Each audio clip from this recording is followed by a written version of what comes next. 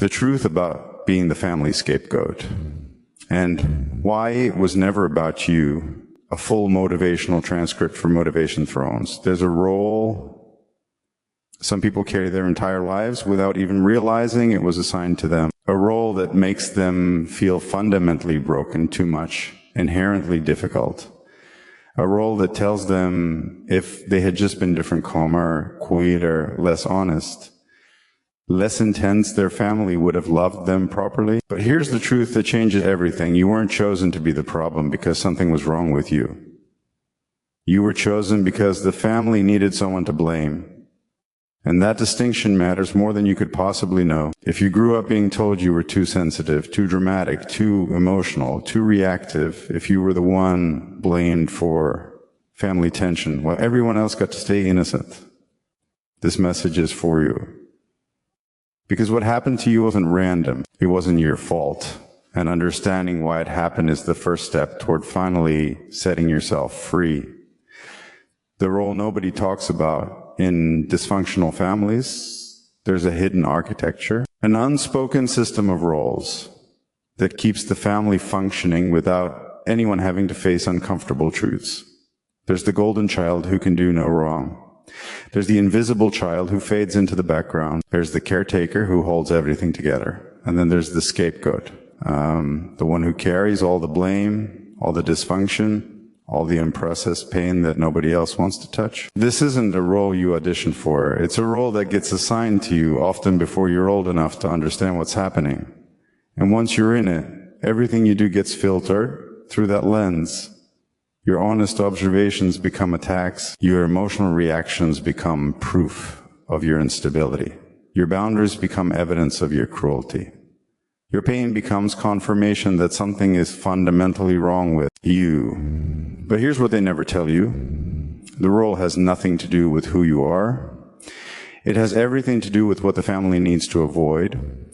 Why families create scapegoats. Every family operates like a system trying to maintain balance. When that system is dysfunctional, when there's addiction, abuse, neglect, unresolved trauma, toxic patterns, the family can't maintain stability by being honest about what's wrong. So instead it finds someone to blame, someone to carry all the dysfunction, someone to be the problem so everyone else can feel okay. This is scapegoating. And it serves a specific function. It protects the family from having to look at itself honestly. Think about it. If you're the difficult one, then your parents don't have to examine their parenting. If you're the unstable one, then your siblings don't have to confront their own issues. If you're the problem, then the family structure gets to stay intact without anyone changing. You become the explanation for everything that's wrong, the reason there's tension, the cause of all the conflict, the one thing standing between the family and peace, and the worst part, you probably believed it. You probably spent years trying to fix yourself, thinking that if you could just be better, calmer, more likable, everything would be okay. But it was never about you. It was about them needing someone to carry what they couldn't face. The person who sees too much hears something crucial. Families don't scapegoat randomly. They don't just pick the weakest person or the most difficult person. They choose the person who sees, the person who notices, the person who feels the inconsistencies, the contradictions, the unspoken tensions that everyone else is pretending don't exist. If you were scapegoated, there's a good chance you were the most emotionally perceptive person in your family. You were the one who could sense when something was off, who noticed when words didn't match actions, who felt the weight of what wasn't being said, and that made you dangerous. Not because you were cruel or destructive, but because your awareness threatened the family's denial. In families that survive by not looking at their problems, the person who sees clearly is the biggest threat. Because once something is seen, it can't be unseen. Once a pattern is named, it can't be fully denied. So the family adapts. It doesn't address what you're noticing. It attacks you for noticing it. Your perception becomes negativity. Your honesty becomes cruelty. Your clarity becomes evidence that you're the problem. This is how families neutralize truth. They don't engage with it. They discredit the person who speaks it. The impossible position, once you're assigned the scapegoat role, you're trapped in an impossible position. Because no matter what you do, it gets interpreted through the lens of you being the problem. If you speak up, you're aggressive. If you stay quiet, you're sulking. If you show emotion, you're unstable. If you don't show emotion, you're cold. If you set boundaries, you're cruel. If you don't set boundaries, you're a doormat who invites mistreatment. You can't win, and that's by design, because the role isn't about your behavior. It's about regulation. The family needs somewhere to put all its unprocessed pain, all its shame, all its dysfunction, and you're the container. This is why trying to be better never worked. You could soften your tone. You could choose your words carefully. You could apologize for things you didn't do.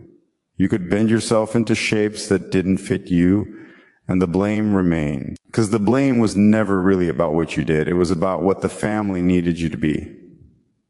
When you stop playing the role, there comes a moment when something shifts, when you can't carry the blame anymore, when you can't absorb everyone else's dysfunction and call it love. Maybe you set a boundary. Maybe you spoke a truth that made people uncomfortable. Maybe you just stopped apologizing for existing. And that's when everything escalates. Suddenly, you're not just difficult anymore. Now you're cruel. You're not just sensitive anymore. Now you're manipulative.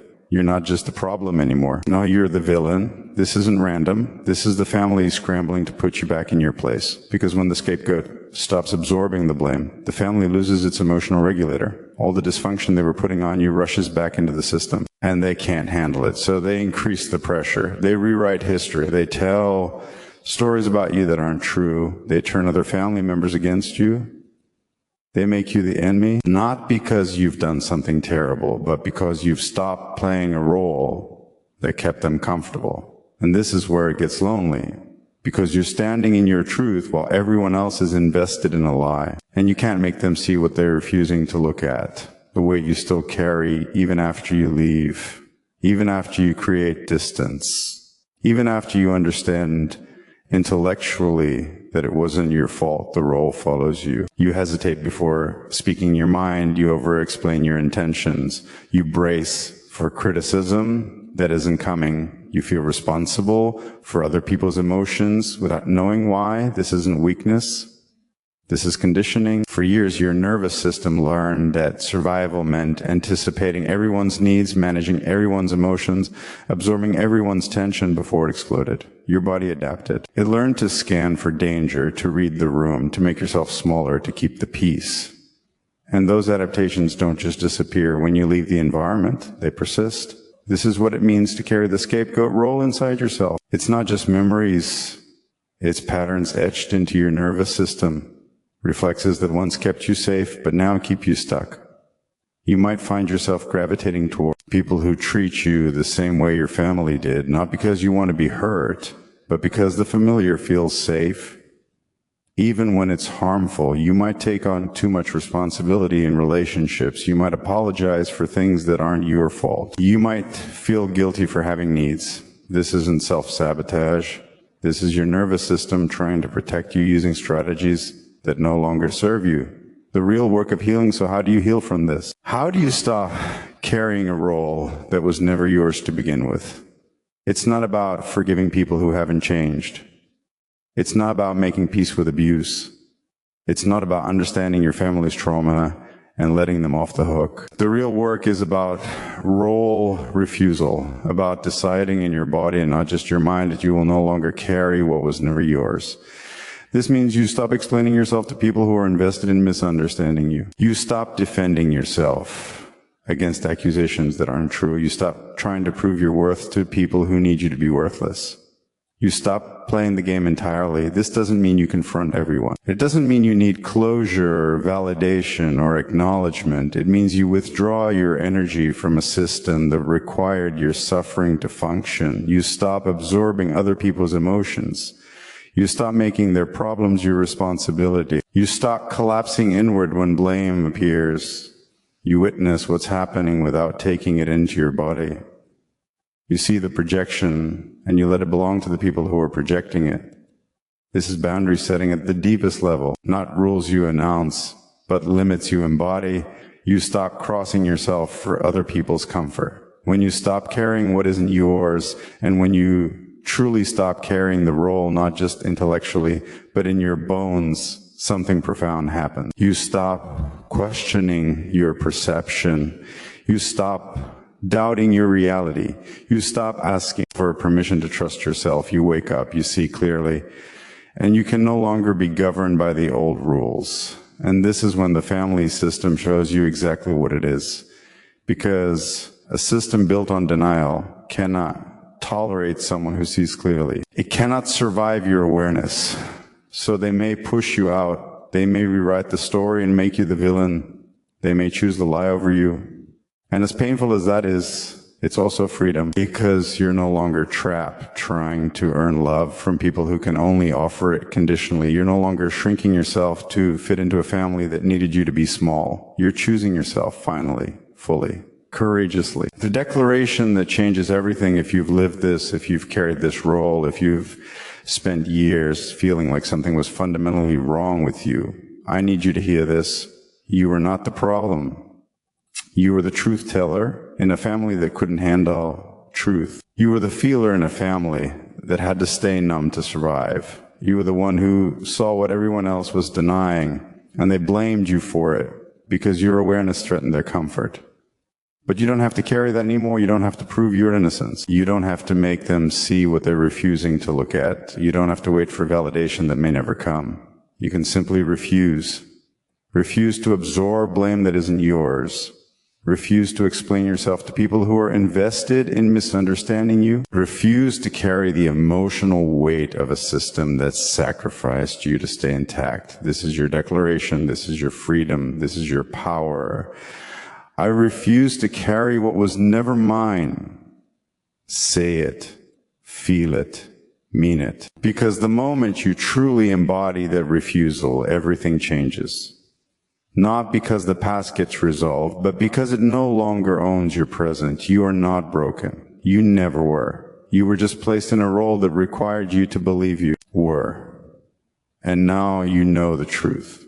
And the truth finally will set you free. This is Motivation Thrones, reminding you being the scapegoat was never about who you are. It was about what your family couldn't face. And you don't have to carry their shame, their dysfunction, or their denial anymore. You are free to put it down. You are free to walk away. You are free to be yourself without apology. And that freedom, that's where your real life begins.